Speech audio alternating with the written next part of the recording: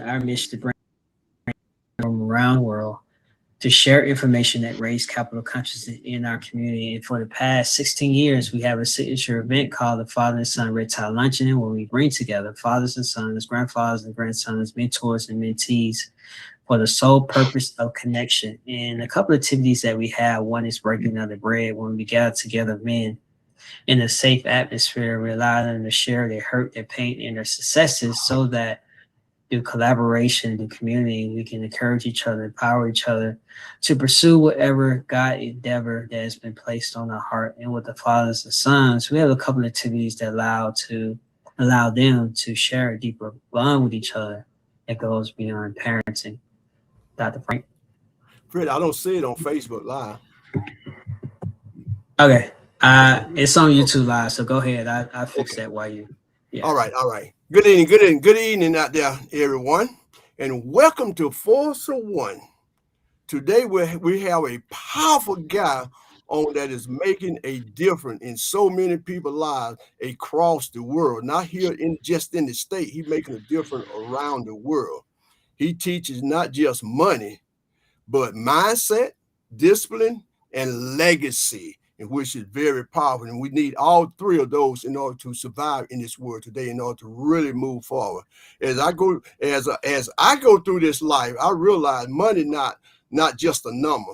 It's about decision, habit, future building ourselves and our family. Today we have someone that understands the finance impact. Finance impact that impact real people and real families and real community. Please help me welcome our guest tonight, none other than Dr. Boyce Watkins. So, Doc, we just want you to come on and just share with us who you are, a little background about you, about some of the people don't know who Dr. Boyce Watkins is, but the ones that do just kind of refresh their memories just a little bit even more. And so just, Doc, tell us a little something about who Dr. Boyce Watkins is. Sure, brother. It's good. Glad to see you, man. Good to see you again. I had a really great experience when I came into your space a few years ago. Yeah. And my name is Dr. Boyce Watkins. I am a finance professor, and I founded something called the Black Business School. And we have about 300,000 students around the world, most of whom pay very little money to understand how money works. My mission in life is to make our people the most financially intelligent people on the planet by basically introducing them to all of the different avenues of understanding wealth and money, generational legacy, protecting what you have, financial peace, just know what it feels like to be economically secure and financially free. And we don't just educate any particular age group. We educate everybody. We educate the whole family from the rooter to the tutor. We start with the babies all the way up to the seniors, because everybody has a job to play. We look at the family as the Black family as one of the core institutional frameworks that opens the door for long-term prosperity. We also believe the Black church is a critical partner in developing economic systems that allow us to reach our potential as people, and it's working. I believe we are changing the culture. I gave us 57 years exactly. We have something called Project 2070. We started in 2013.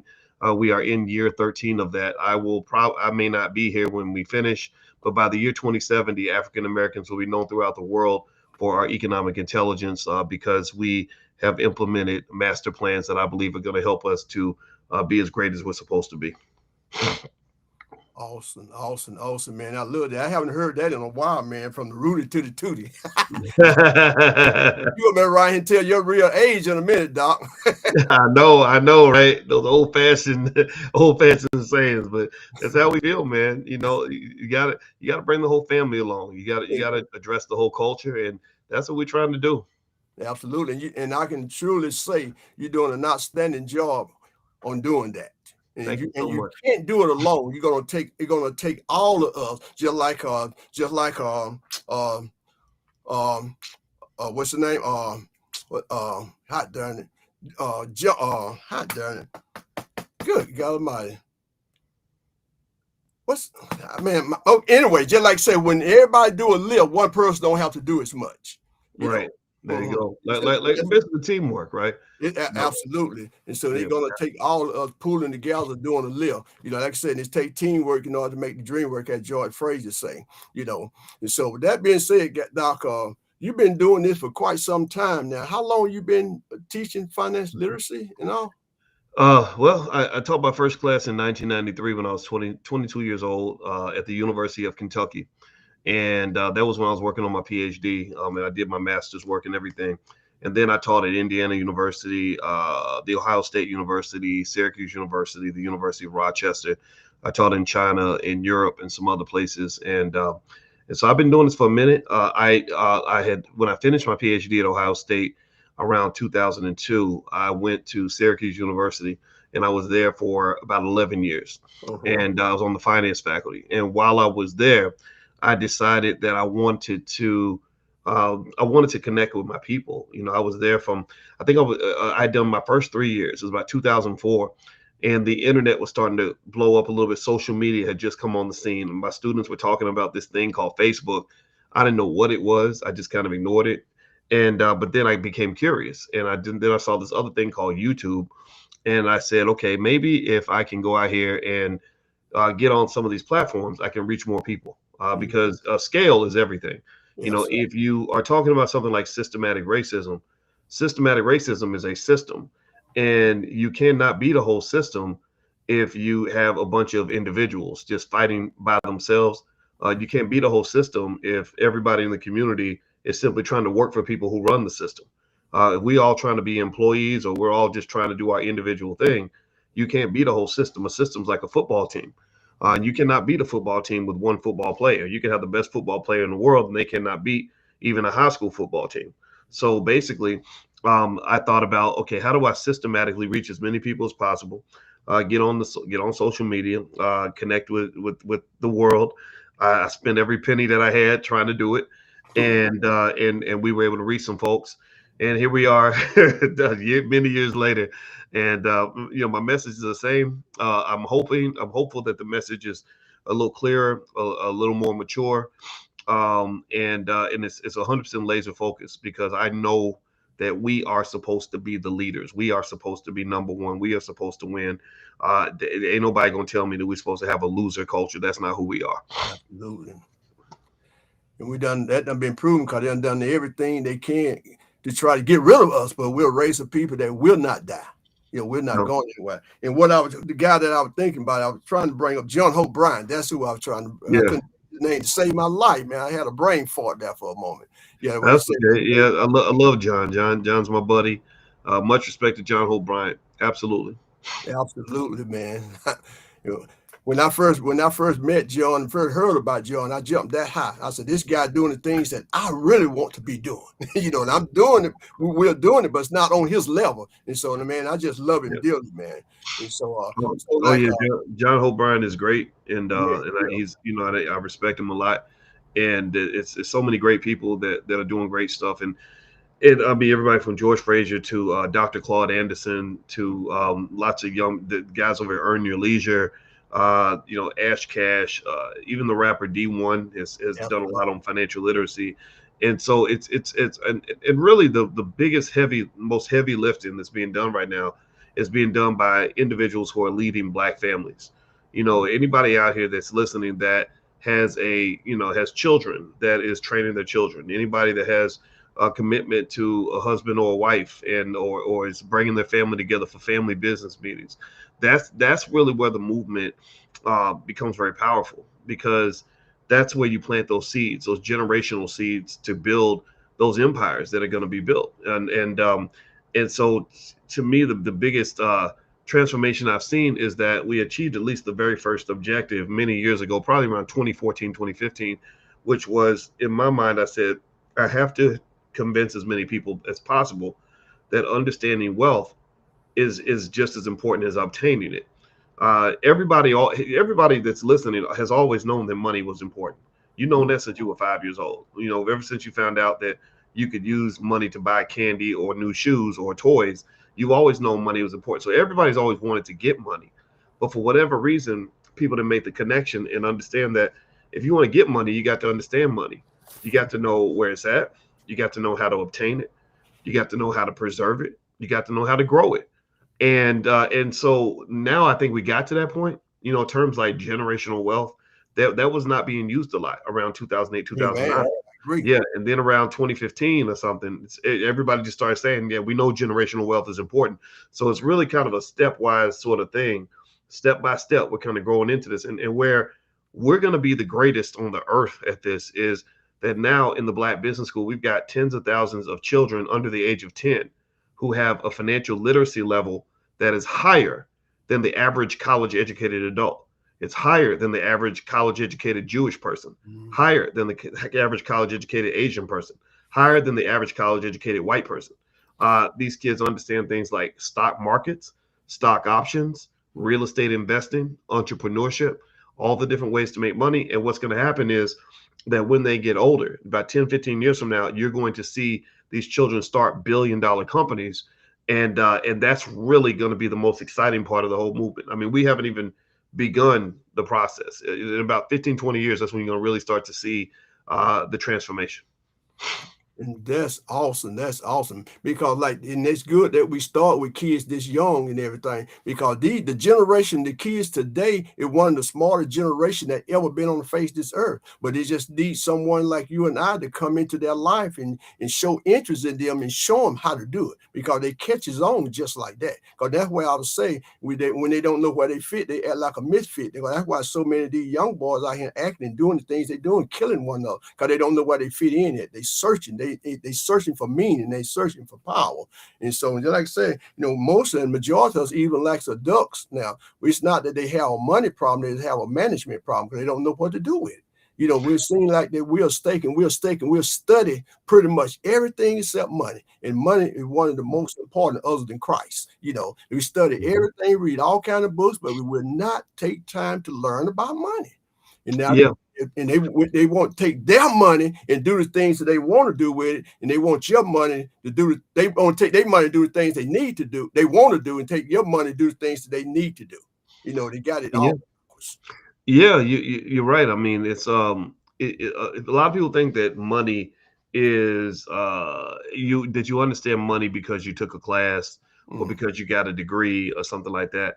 And really what I have found is that the people that tend to be the best with money are people like my grandmother. My grandmother was born in the Great Depression. She never made more than $22,000 a year. She raised 5 children all by herself, and she never had a financial problem. She had a perfect credit score. All her debt was paid off, car paid off, house paid off, everything paid off, credit cards paid down to zero. And when she died, her funeral arrangements were made so precisely that she even told us what color dress she wanted to be buried in. Wow. And my grandmother was not a person that she did not have a bachelor's degree. She didn't have all this fancy knowledge. She just had common sense. She understood the things that our elders understood before integration. They understood that ain't nobody going to come save you. They understood that equality in America, if you don't have any sort of security, is really just a myth. They understood that Black people don't really have any friends that are really going to come through for us. So they came through for themselves and they came through for each other. That's why if you go back 100 years, Black people own more land 100 years ago than we own today. We have more businesses than we have today. And what happened with integration was we traded our land and our businesses for student loans and corporate jobs. And now you have people that are trapped. They're stuck. They're buried under debt. They're not making a wage that they can actually prosper with. They're making survival money, and and they're confused by that. Well, the reason you're confused is because you're reading from the wrong instruction manual. You're reading. You're like the gorilla that's trapped in the cage, and every time you're trying to figure out how to get out the cage, the owner of the cage hands you the instructions on how to get out, and you still ain't up to listen to them. And you don't understand basic human nature, that the person who makes money by keeping you in the cage is never going to give you the instructions on how to get out of the cage. So you got to figure that out on your own. This is why Black people should not be educated by anybody other than other Black people. I'm not saying that we can't learn from others. I'm not saying kids shouldn't go to public school and all that. I'm not saying that at all. But I'm saying that the dominant force in their educational process needs to be the community. It needs to start with the mother and the father. Like I heard you mention to me before we started talking, the great work, the wonderful work that you're doing. And I still remember how great I felt when I was with you at your institution. The wonderful work you're doing to provide mentorship for boys. And I think that that is wonderful because it's showing that we do have these men that are strong enough and committed enough to do God's work. God told you to do this, to take responsibility for that child that's not yours. I talked to a young guy, 33 years old, about that the other day. He said, it's driving me crazy. I'm taking care of my sister's, my girlfriend's sister's 3-year-old son because his mama can't take care of him. And I said, well, God told you to do it, and you picked up the mantle because you are a real man, and God bless you for that. But here's the thing, though. One other thing I think men have to do is we got to also talk to our community and say, where is this child's father at? You know, what's going to talk to the mother and the father, because the mother chose the father. And so everybody's involved, right? So why does this child, this little boy, who's going to impact so many people in his life, he's going to do so, he's going to be so important to so many people, he's going to be very important to his own children.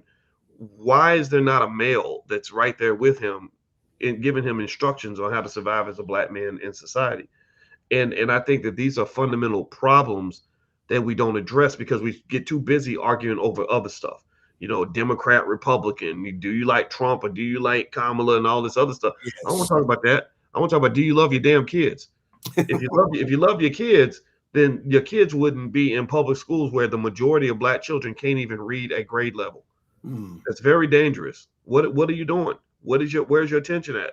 So if we don't address our own issues, then someone else is going to take responsibility for it, and those people that take responsibility are not going to be very responsible.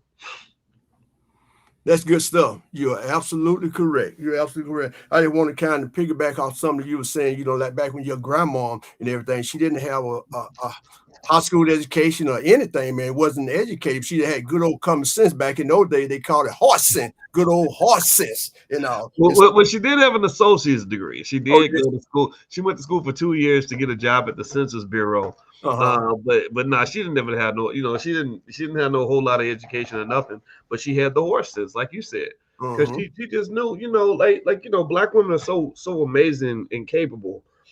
She was a strong black woman. That's what she was. You know, she was hard. She went through trauma and had to keep going, right? You know, and I just admire that. Because I think that is something that sometimes we lose that as black people. I think one thing people don't know as much, man, is how important resilience is in all of this. Yes. You know, if you a punk, you ain't gonna make it. Come on. They gonna punk you. You're gonna wimp out. Every time things get hard, you're gonna walk away. So to me, if we are people of faith, then why are we always walking around so scared and distracted and giving up so easy and not believe and losing confidence? You know, like I just really, like, I'll see black folks that'll really go off on another black person, but they're scared of the racists. You know, they really scared. And the reason I say that is because they'll stand up to a Republican racist, but too scared to stand up to a Democratic racist, right? Like, oh, he's my friend, but wait, he's just saying the same thing the other guy said. So to me, I just think that we don't have I think that we can toughen up a little bit, believe in ourselves. And especially the men, I talk to the men all the time, like, come on, man, you got to fight, because life is war. Economics is war. That's what it is. It ain't number war. And the thing about war is there's no mercy shown in war. If you show up to a war and you are weak, no one will ever feel sorry for you. They will only exploit you. So those who are out there that are really fighting, you're fighting for your kids, you're fighting for your marriage, you're fighting for your success, you're fighting to get ahead, you're fighting to break generational curses. Those are the people that I ride with. Those are my allies. And I say these things because I want to encourage those people, because unfortunately, sometimes you're surrounded by wimps, you know, and that's just what I'm saying. You're absolutely right, man. You know, life is a fight. We always fighting, man, but so many people are afraid to get in the arena and fight. They're scared to put the glove in. They saying they want this and they want that, but they afraid to get out there and fight for it, man.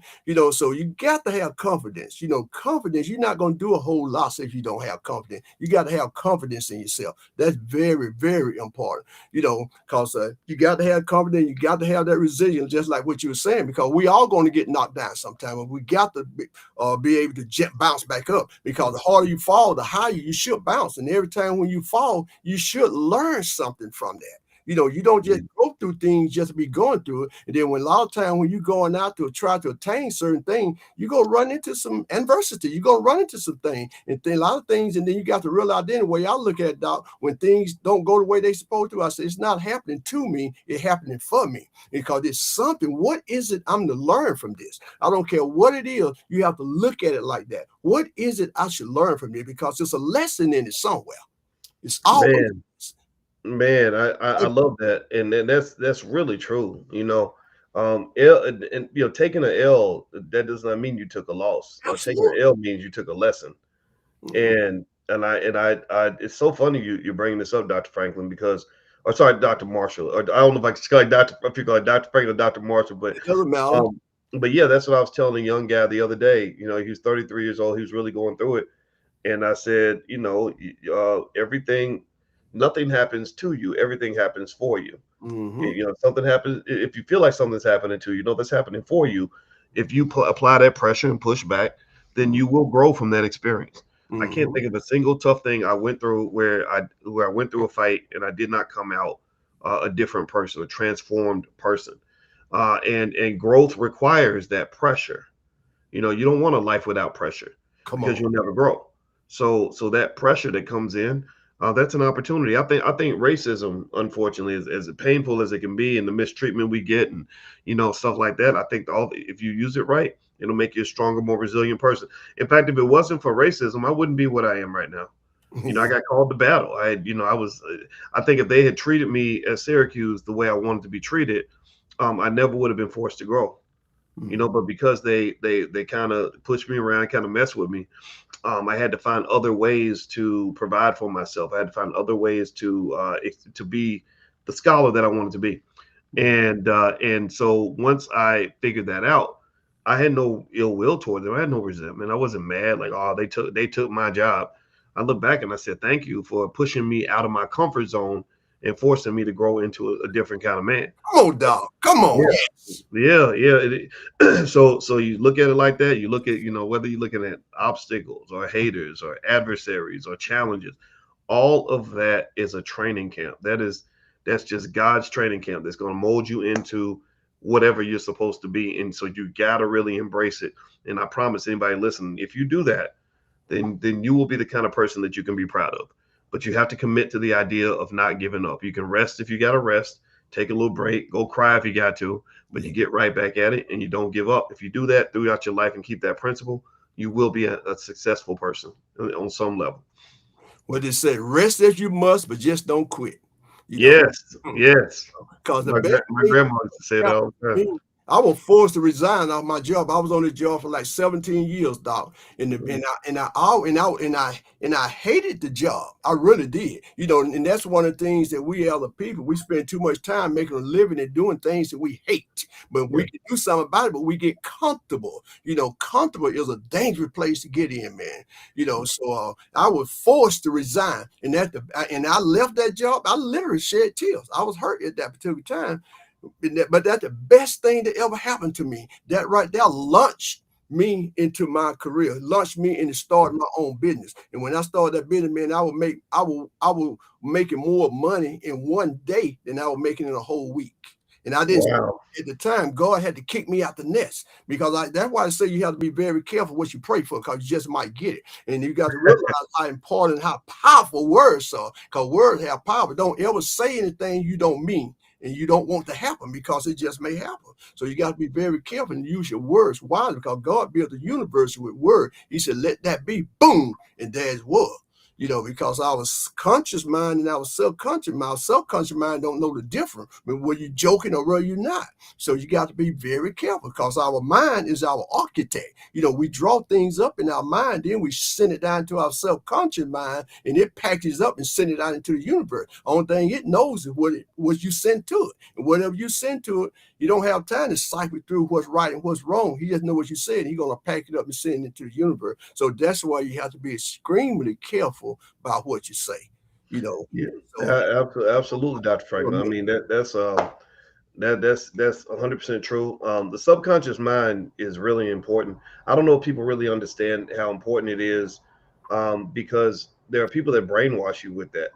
There's a lot of negative, chaotic thinking that we embrace because people give that to us.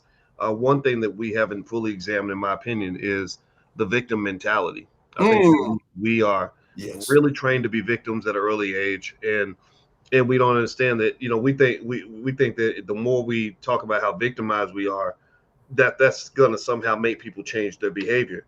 And actually, when you talk about being a victim, my belief is that you're celebrating the victor. You're celebrating the people who victimize you. Yes. You're reminding them how powerful they are, and how powerless you are. And I think that that's something that we have to really work on, because I think that being the victim, it gives you like a moral high ground, but it doesn't actually give you any real power or over your own life, on your own outcomes.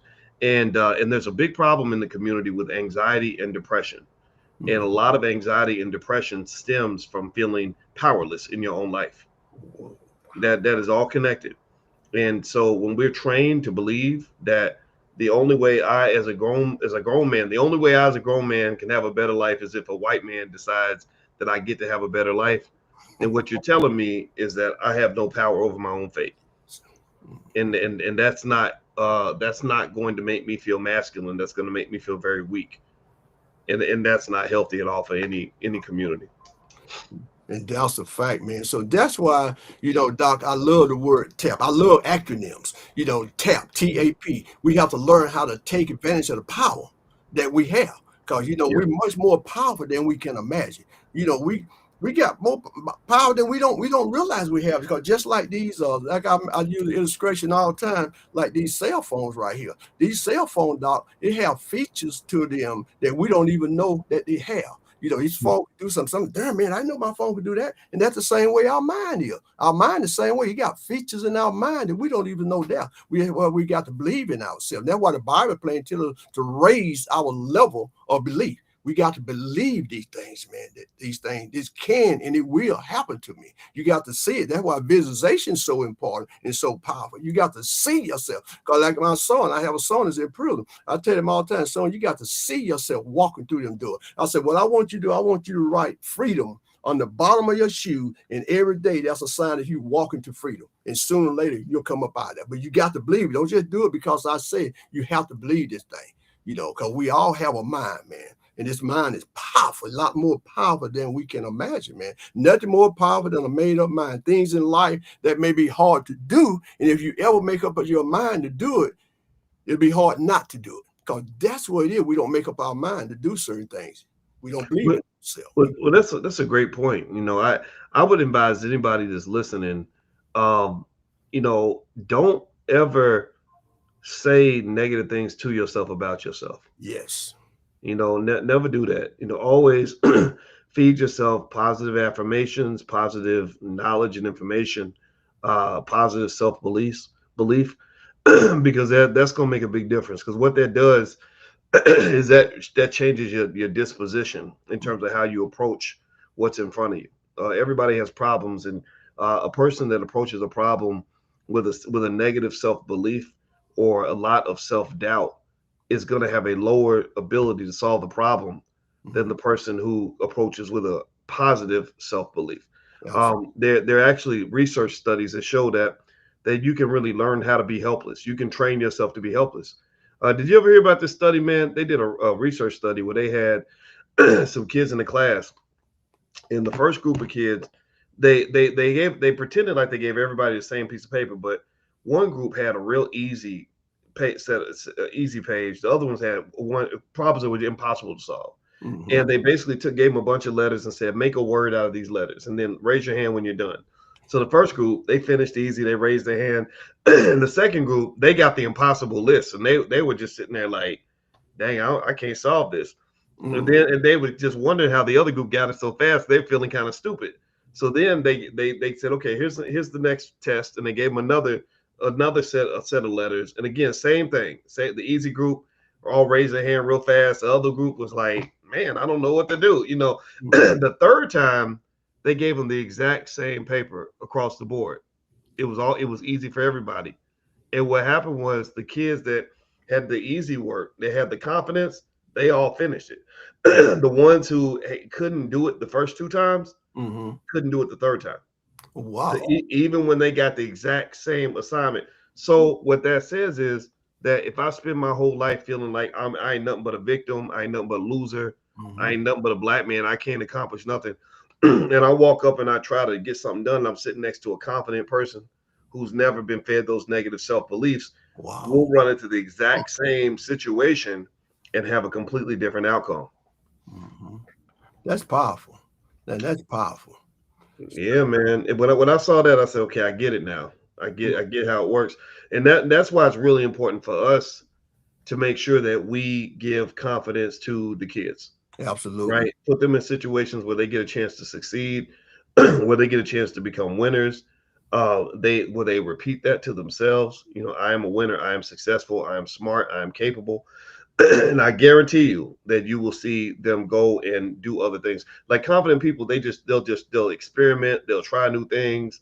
They're not scared, right? And I find that sometimes we just write ourselves out of all possibility before we even find out what the outcome is. You know what I mean? Like we won't even get in the game. Or think about it. Like here's where it shows up is like entrepreneurship. One thing that somebody pointed this out to me when she was doing research on this, she said Black people are really, she said, I find that African Americans are really afraid to start their own businesses. And I said, why do you say that? And she said, because basically when she looked at the stats, she said African Americans just don't. Every other group, Asians, Indians, white people, Jewish people, they're all starting businesses. African Americans, their entrepreneurship rate's very low. And what she argued was that if you are either really afraid or really have low confidence, what happens is that when that idea comes to you, when God gives you that idea, that brilliant concept, that you are kind of approaching it in a way where if anything goes wrong, you give up. You see what I mean? Like anything happens that's against it, you say, "Oh no, I wasn't supposed to do this anyway," right? Because you're not listening to God, and you're not listening to the message that was given to you. You're listening to something else that's distracting you from that. So so you'll get in there and you are missing the number one ingredient that entrepreneurs need to have, which is resilience, the ability to pivot, try it again, figure out a new way. Sit there for 3-4 years and try 10,000 different ways until you finally get there. A person with low confidence cannot do that as well as a person who is convinced that it is their destiny to be successful. So ultimately our faith becomes a powerful weapon if you use it properly. But unfortunately, it's interesting how many people claim to have faith, but then when they get into a tough spot, the faith kind of goes out the window. That's so true. I concur with everything you said. You're absolutely right. So we got to get rid of that fear, man, because we don't understand there's a good fear and there's a bad fear.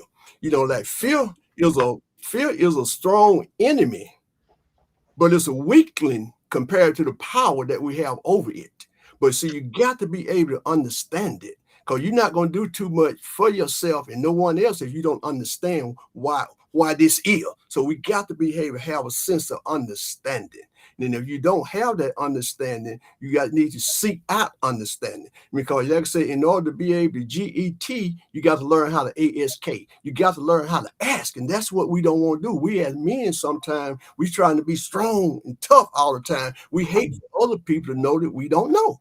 And it's okay. It's okay to not know, because no one knows everything. We need one another. We're so much better together than we are individual. Like me, myself, for instance, I grew up very poor. Very poor, man. There were times I didn't even have shoes to wear barefoot. Now, and there was time, man, I couldn't even put together a good sentence. You know, I wasn't educated, still not really say real educated, but you can see I read a lot. I love books. I done fell in love with books, man. You know, I tell my people all the time, it's okay to miss a meal, but just don't ever miss a book. You know, and so there have been times like I'm sitting here talking to you, Doc. No way I'll be sitting here and talk to you. I'll be intimidated. With man of your stature, I couldn't sit here and talk to you, but I can talk to anybody. I feel like now. Now, if you say something I don't understand, so well, hey, Doc, I have no problem. What you mean by that? I have no. And so we as men, we have problems asking that a lot of times because we try to appear tough all the time, and it's okay to not know. Just don't not know all your life.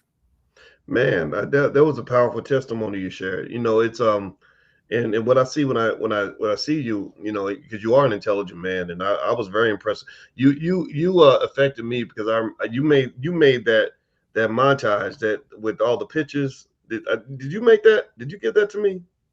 No. Where it was like pictures that from my whole life. Maybe I'm getting it wrong, but you gave me a gift when I saw you. Is that correct, or am I making it up? I don't remember. I don't remember giving you a gift. I'm gonna send it to you, and I want you to tell me if you get. I believe you did, because I Okay. never forgot it. And I remember just being impressed with the great work, because I the reason I know is because I remember when we were there, because it was like a big round table and you had a lot of the men there that were mentoring the young guys and everything. Right. I was so impressed with that. And what I like about what you said in terms of just not, because you're right, there is no reason for any of us to be intimidated with each other. I mean, we're both black men in the same struggle, and I like what you said because it reflects something I think people should think about, because it's very important, which is self-love. You know, I think the key to self-confidence is self-love. Yes. And it's unconditional love. You know, you got to love yourself when you are doing well, and love yourself when you're not doing well. Love yourself when you do everything right. Love yourself when you mess up. Right? Love the good things about yourself. Love the bad things about yourself. And then if you have self-love, then you will develop self-esteem and self-confidence, because you won't sort of live in sort of a shame or embarrassment of who you are. You know, and that was actually what helped me, you know, a lot when, you know, when I would go into situations where I feel a little bit intimidated, but then I'd be like, well, I might mess it up, but you know, ain't nobody better than me. I ain't better than nobody else, but ain't nobody better than me. We all mess up, so it's okay. You know, and I would encourage everybody to embrace that. You know, and that is, to me, one of the keys to getting where you want, you know, where you want to get to. And then at that point, love for family. If you love your family, then you'll have a plan for your family. You will make sure you invest for your children. You don't sell your kids into slavery. A lot of people don't know this, Dr. Franklin. I keep calling you Dr. Franklin, but you're Dr. Marshall. I'm sorry, but Dr. Franklin, my name. Franklin. Yeah, I know. I guess I would just you call me Dr. Boyce, I call you Dr. Franklin. One thing that a lot of people don't know, for example, is that if you simply if you have a newborn child, I forget who I was talking to about this. I was talking to a brother I met today. I stopped to get some food when I was in Alabama, and the brother came up and said, I know you, you know, and I said, come on, sit down. And we sat and we talked. And I said to him, so let's say you have a newborn baby. And I said, now, have you ever had a car? He said, yeah. I said, you got a car note? He said, yeah. I said, how much your car note? He said, $600 a month. I said, okay, do you pay your car note well, the average used car note right now is 500 actually. The average new car note is almost 1,000, right? So I said, okay. All right. So I said, let's say you don't want your child to ever work for anybody ever. I said, he said, okay. I said, so imagine that you decide that you love your child as much as you love your car.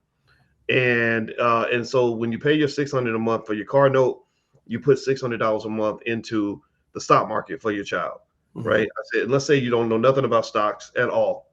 You just pick stocks, any company, as long as it's in the S&P 500, Exxon, Nike, just different companies to spread your money out.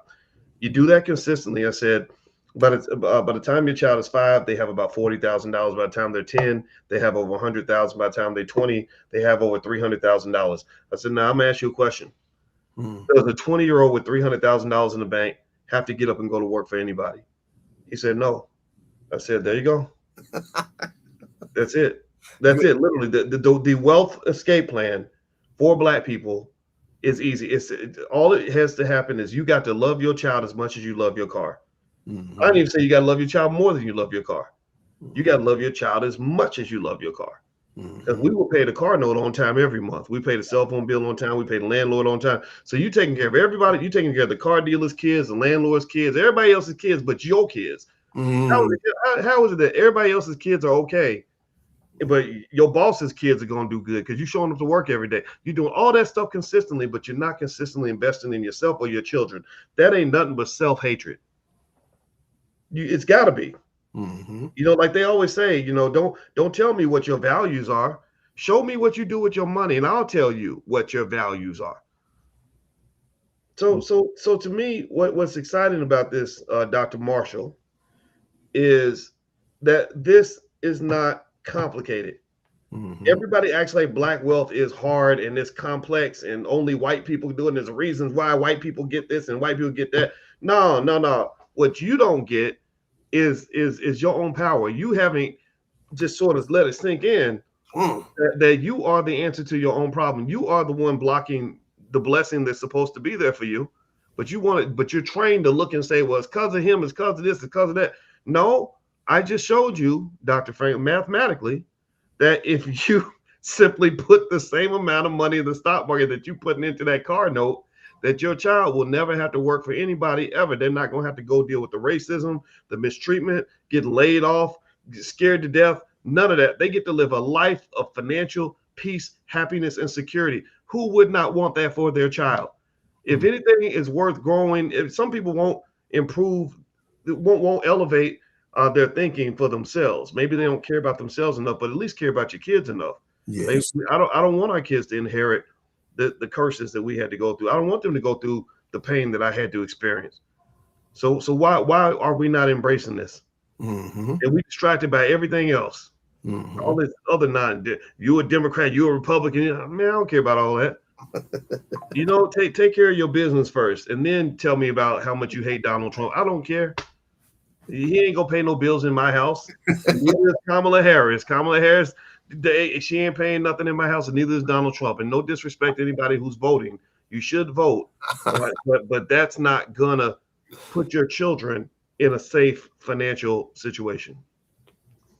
Man, I love it. You spot on everything. Like I said, I concur with everything you said. I just want to tell you, man, I love you, dog. I really do, man. I appreciate you. I love you too, man. Thank you. Real. There's some people in life that you can communicate with. There's some people you can connect with. I connect with you, man. And I love everything you stand for because I feel your heart, man. You real. You concerned. It's not about the money all the time. So I would say, man, I appreciate what you did for me, man. When you sent me that money, man, I was just so overwhelmed. I talked about that for about 3 or 4 weeks, man. Bonk did this, man. Bonk did me, bonk, and I was just overwhelmed. See, I'm always giving. I'm a big giver. I love to give. That's why God blesses me. So when my wife was living, she talked to me all the time about why do I have to spend so much money on this organization. I said, well, God give it to me. I said, why do you think we're being so blessed? I said, because I give. So you have to plant seeds, man, in the other people. Because I promised God when I was a little boy, when you ever put me in a position to be able to help your people, I promise you I'll never, ever, ever, never, ever, ever look down on a person unless I'm complimenting them on his shoes, I'm helping them up one. And I've been doing that. And I'm the type of guy, too, I gravitate to the little man. That's where my work, that's where my attention goes. If I'm at church and I see someone over the other side, like he's not too happy to please, that's where my attention goes.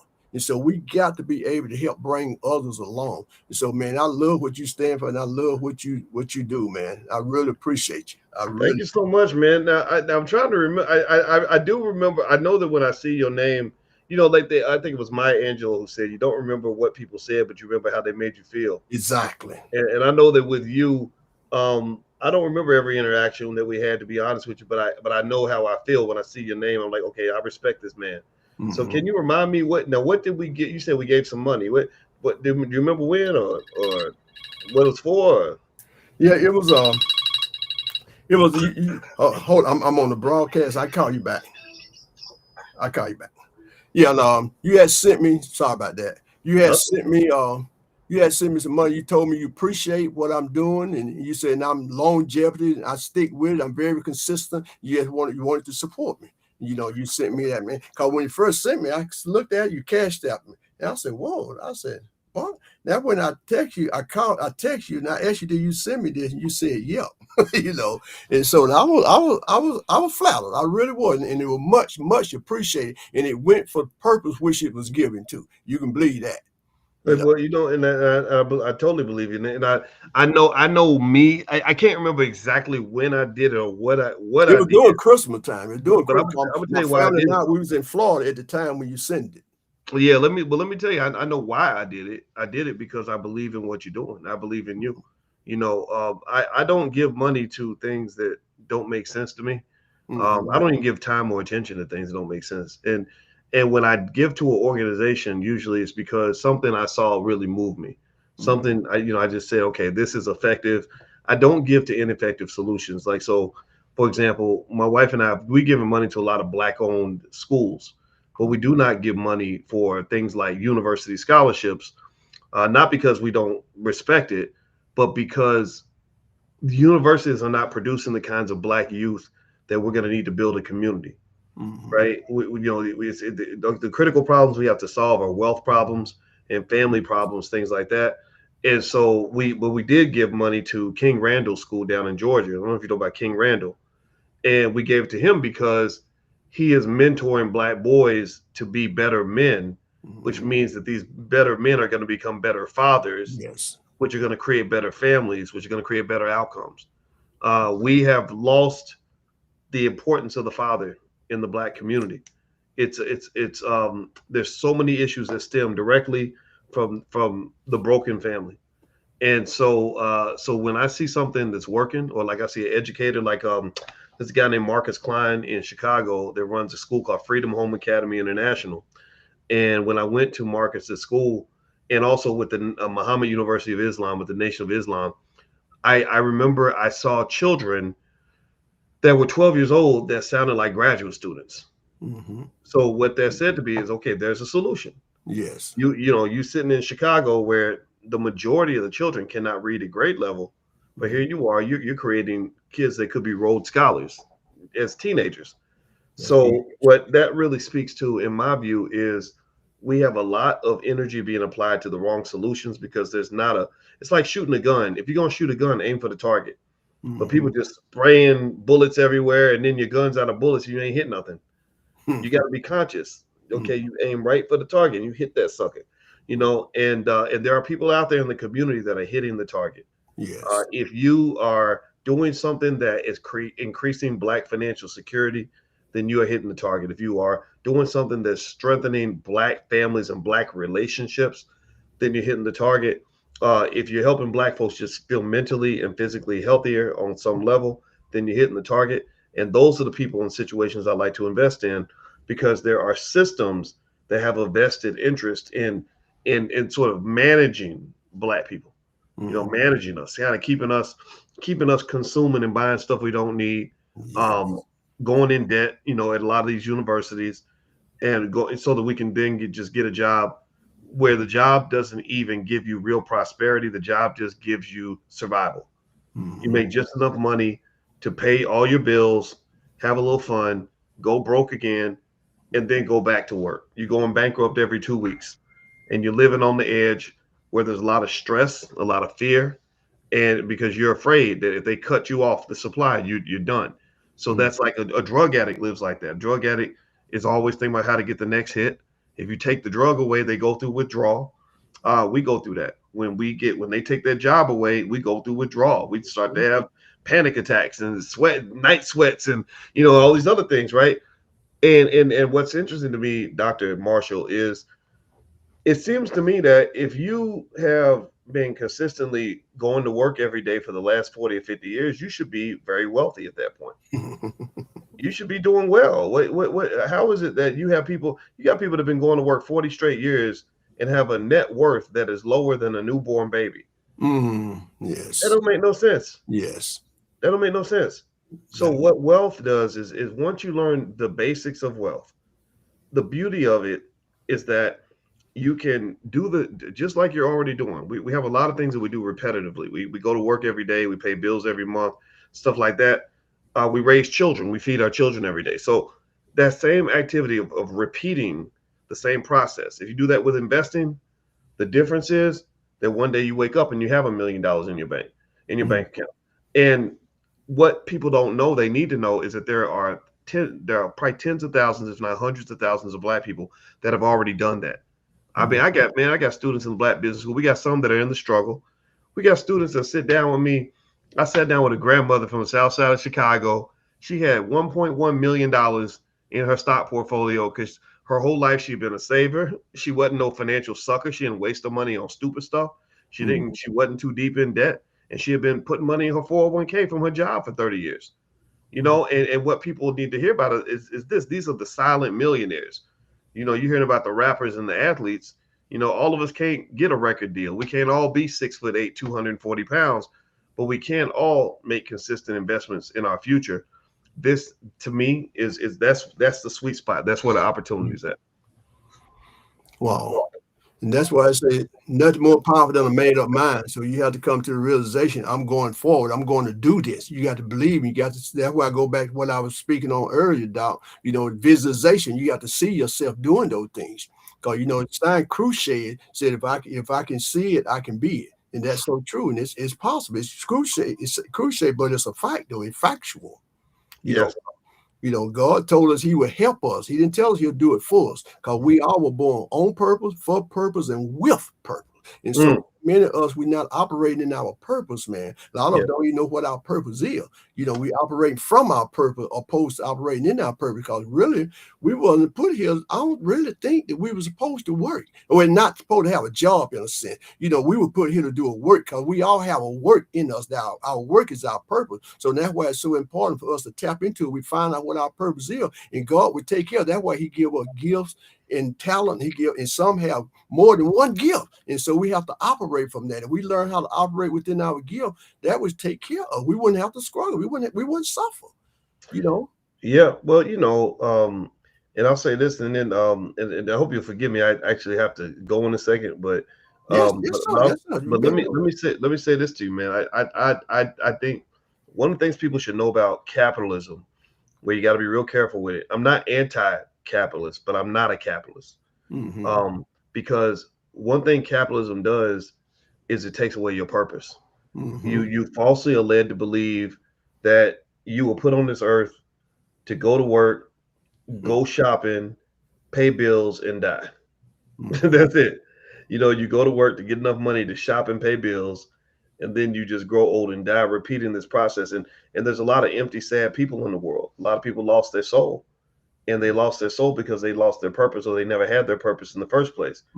And that's where there's like Karl Marx. I'm not a Marxist, but Karl Marx used to say that. He said capitalism makes you think that you're defined by your job. Anybody's supposed to be defined by a job unless it's a job that you really want to do. If it's a job that you would do for free, like your job can define you, because your job is your purpose. And look at how good you are at your job. You're great at your job because your job is your purpose. When your job links right directly to your purpose, then it's not a job anymore. Exactly. Right? It becomes your plate. Yeah, you ain't got to pull yourself out of bed. Your spirit pulls you out of bed. The universe, your calling pulls you out of bed. Yes. Right? But then you have a lot of people that can't feel that same joy because you got trapped on the corporate plantation. And you're having to do these things that's not in alignment with who you're supposed to be. That's the number one gift of financial security, is that when you get financial security out of the way, you get to level up on the list of the hierarchy of needs. You get to start focusing on other things. See, money itself is not that important. Wow. Money is important only because money, and having enough of it unlocks access to the things that money cannot buy. That's why money matters. Money's like a bathroom. Bathrooms are not that big of a deal unless you really got to pee. if you really got to pee, then a bathroom is the most important thing in the world, right? But if you got a bathroom around, so think about it. You cannot move into a house without a bathroom. It can be the most beautiful house in the world, but you can't enjoy that house because if there's no bathroom in it, right? Right. So, but it's not because bathrooms are important. It's because a bathroom is a necessary condition for you to move to the higher level where you can start enjoying the other parts of the house. You understand? So life is the same way. Money is just the bathroom. Just get it out of your system. Go make your money. Get you a nice car. Get you a nice house. Get some money in your bank account. And then what will happen is you'll start realizing how beautiful life is. The whole universe, the whole planet is a house of God, right? And it's a beautiful house. But a lot of people can't even enjoy the house because they still trying to find the bathroom. I like that. Never heard it put like that before. Me either, actually. I've actually not said that one thing. Random. Hey, brother, you know what? My daddy, both of my daddies, I had two fathers, a biological father and a stepfather, and both of my fathers were drug addicts, and both of them became preachers. And wow. And so the preacher part of me is there. I don't fight it. I know I have a ministry and I own it, and I have a lot of respect for those who are men of God that just follow God's purpose, whatever that means for them. And I believe that is going to be what liberates us as Black people, because we're inherently spiritual people. Yeah, and I believe if you listen to your spirit and not listen to the world, I think you can elevate in a way that's very, very special. And that's what I'd love to see unlocked in our people, man. That's what I see in you. So thank you so much for your great work. And I appreciate it, Doc, man. I appreciate you recognizing that. Not that I'm looking for it to be recognized, but but I appreciate it, Yeah. So like I said, I had a lot of stuff. I even had some questions down here to talk to you, to ask you, but I didn't get to none of my questions, man. I know. I did all that talking. Again, it's your leisure, Doc. And because I wanted to talk to learn a little bit more about that, that deep dive into your health. By staying young. I want you to expound on that some too, because I want to know more about it, because see, how can I invest or whatever in that, Interesting. Okay. So you're talking about like investing in that industry? Yeah, that deep dive that you had longevity. Staying young. Yeah. Well, if you reach out to Teresa, I can give you access and you can share it with your people. If you want what we did. I did a whole training on that. In the Black Business School, we do a lot of stuff like that. And basically there is a lot of money to be made in the fact that a lot of these billionaires want to live forever. They're trying to crack the code of aging and death. They're treating death like it's a curable disease. And with artificial intelligence, I think that they believe that they can solve it. And I think there's a lot of money that's going to be made with that. And I'm eager to see how it goes. It's real fascinating field. There's one company called CRISPR Technologies that does a lot of work in that area. So people, if they're looking for a stock, I do own that. I think the ticker symbol is like CRSP. So CRISPR Technology, I own some. I bought some of that for my grandkids and my nieces and nephews, because I figure, they would just sit on it for 20 years and let them have it when they're 25 years old. Hey, man. So, okay, then, Doc, I ain't going to hold you, man. This has been real. Man. I really appreciate you taking time out your busy schedule to come on, and endow us with your knowledge tonight, man. And I'm just as happy as a blue jay tonight, just not flying. Well, I appreciate you, man. And once again, I apologize for getting the time wrong. I appreciate your patience, man, and God bless you, brother. I love the work that you're doing, and I look forward. I'm honored to have you as a friend. Hey, man, and same here, Doc. And I appreciate that, man. I'm glad you accept me as a friend. And so, like I say, check your calendar. Let me know when you can come back, man. Okay. I don't want to wear you out, but I would like to come and go just a little bit more deeper on some of the questions that I had for you. Sure. Yeah. Sorry, I gotta go, but yeah, you can send, in fact, if you wanted to send me the questions in advance, I'll stay focused. I know I just kind of took it in a lot of different directions, but you did a good interview, man. I enjoyed the conversation. I love authenticness,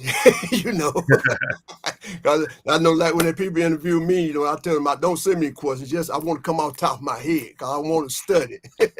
There you go. Ain't no being fake out here. People see right through that.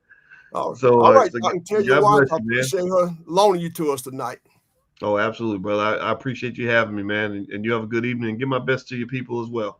Will do, Doc. Love you, bro. Take care now. Love you too, man. You too. All right. Bye now. All right.